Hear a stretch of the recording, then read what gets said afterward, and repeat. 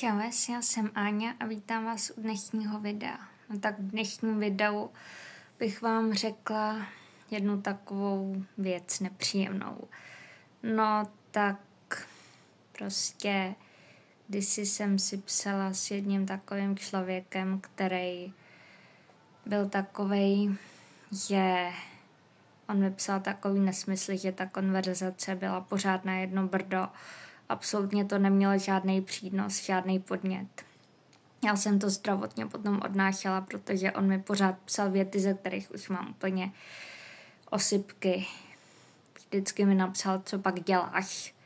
A já jsem mu nedokázala vysvětlit, že dělám pořád to stejný. Vysloveně mi bránil v tom dělat to, co je pro mě důležitý, čili kreslení hlavně. Jo.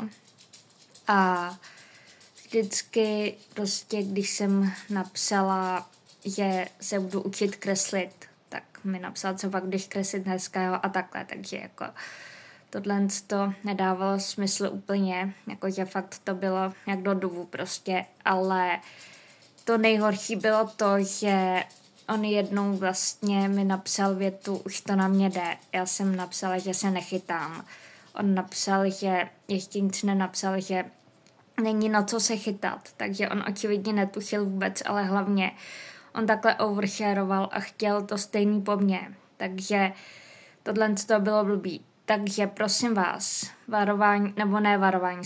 rada pro všechny. Kdyby vy jste si psali s někým takovýmhle, kdo by prostě vám neseděl, kdo by prostě po vás chtěl něco, co je vám žinantý a kdyby ta konverzace byla nepříjemná a kdyby vám to nic nepřinášelo, naopak, kdyby vám z toho bylo špatně, tak to prosím vás ukončete nahned. Hned, jak prosím vás si budete říkat, že to asi není úplně jako dobrý, tak to nahned ukončete, abyste nedopadli tak blbě jako já. No, tak děkuji, že jste se koukli až sem a ahoj.